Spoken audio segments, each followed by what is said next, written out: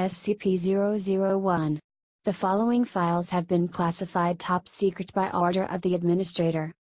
General Notice 001 Alpha, in order to prevent knowledge of SCP-001 from being leaked, several, no false SCP-001 files have been created alongside the true files. All files concerning the nature of SCP-001, including the decoys, are protected by a memetic kill agent designed to immediately cause cardiac arrest in any non-authorized personnel attempting to access the file. Revealing the true natures of SCP-001 to the general public is cause for execution, except as required under blank blank blank. Warning: any non-authorized personnel accessing this file will be immediately terminated through Berryman Langford memetic kill agent. Scrolling down without proper memetic inoculation will result in immediate cardiac arrest followed by death. You have been warned. Memetic kill agent activated. Continued life signs confirmed. Removing safety interlocks. Welcome, authorized personnel. Please select your desired file. Codename: Dr. Man, The Spiral Path. Item hash: SCP-001. Object class: EMBLA. Containment procedures: SCP-001 is contained on the grounds of Site-0, in Upstate, redacted. A fence has been constructed around the perimeter of SCP-001's observed effects. In addition to Site-0's security, no fewer than 5 armed guards are to be present at all times to prevent unauthorized entry. The adjoining physics laboratory will be manned at all hours, studying any anomalies. A small metal plaque bearing an inscription will be maintained in good condition. Any damage is to be immediately reported to maintenance. Description: SCP-001 is a circular gravel path in a wooded area. When traveled in a counterclockwise direction, the trail is continuously uphill, even after reaching the original point. When traveled in a clockwise direction, the trail shows the same amount of uphill and downhill travel, as expected. Level 5 clearance is required to access SCP-001's experiment log. New members of Overseer Council are required to read Document 00105. Opening Document 00105. The document reads: if you're reading this, then congratulations. One of us has died. Something killed one of us. A monster, perhaps, or a rival from the GIC. Or maybe we got just a little close to the flame, like Aaron. Not old age, of course.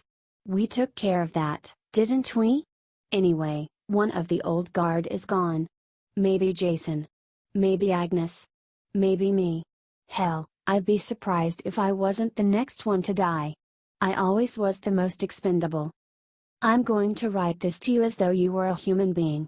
It will be the last time anyone extends you the courtesy, so I hope you appreciate it.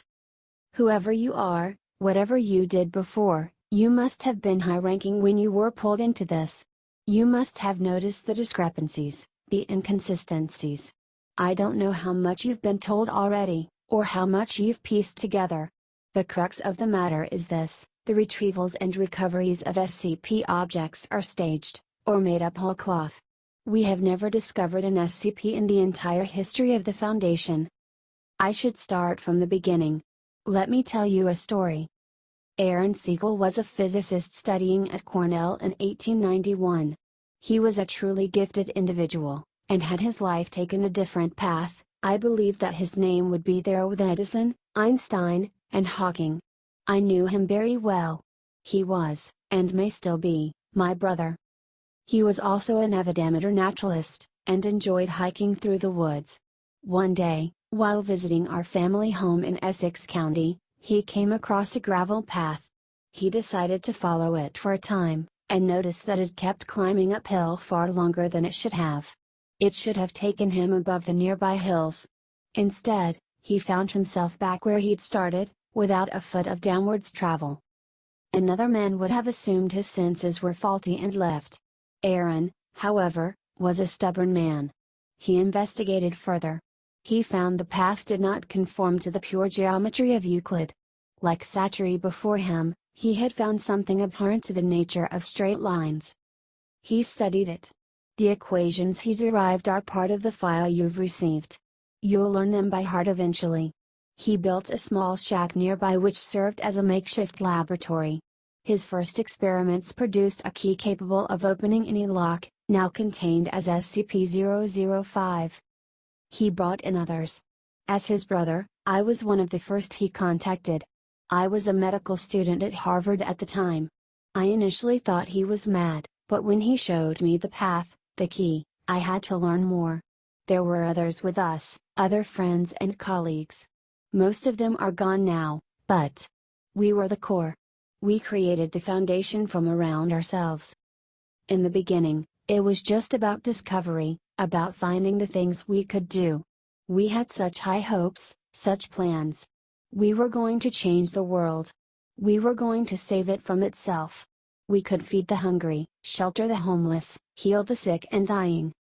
Thomas Carter found us money. We were none of us poor, but we rent through our fortunes quickly. Thomas used his connections on Wall Street and in Washington to fund us. He showed them the least of what we could do, and promised heaven against the threat of hell. Agnes Peterson, my brother's fiancée, was the administrator. We knew nothing of how to run an organization.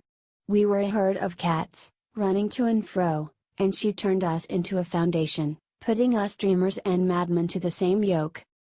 We soon had a facility built. But we were still so secretive. As much as we wanted to shout from the rooftops what we had found, we were frightened, too, that it would be taken from us. We told ourselves it was just for the interim, until we were sure of our footing. We'd show them, eventually. We'd show them all. We were careful, at first. We made small, inoffensive, or even helpful items. The fountain of youth. The bouncing ball. The Civil War statue. We grew more confident, and we started working on humans. The concrete man. He volunteered. Or the man with the abdominal planet. Just a drifter, but we made him something special, didn't we? It was all so easy. Perhaps it seems absurd to get so many things from that one little break in reality, but it all flowed, one discovery to the next. It almost seemed like something was helping us along. But then, things started going a bit wrong. While he was playing with his equations, Aaron accidentally derived the missing number. In my laboratory, I found I'd made the zombie plague. But we were too invested in our projects, so we pushed ahead. Then came the pipe nightmare, and the stairwell.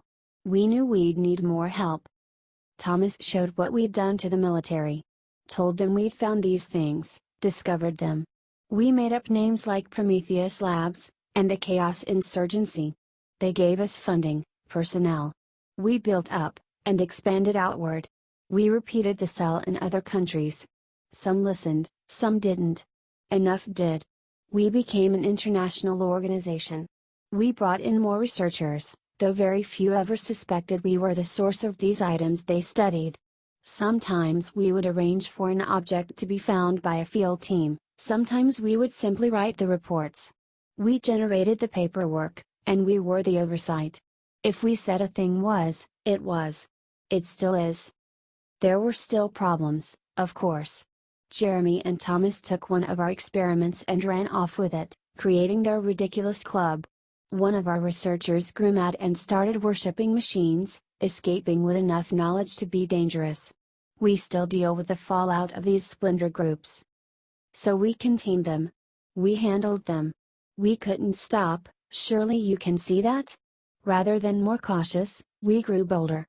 I cut the little boy up and turned him into the flesh that hates. There were reasons. There were always reasons. 231. We created her, and her sisters. We took them from orphanages, and arranged for what followed. And it was no accident. We knew what we were doing. There was a reason for it once, but I'll be damned if I can remember it now. None of us do, except maybe my brother, whatever he is now. We keep moving forward. Even after Abel, after the blood bond, after that damnable reptile, we still move forward with our work. What else can we do?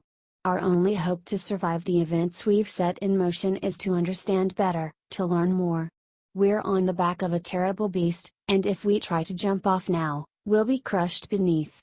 But that's not what frightens me, and it isn't what should frighten you.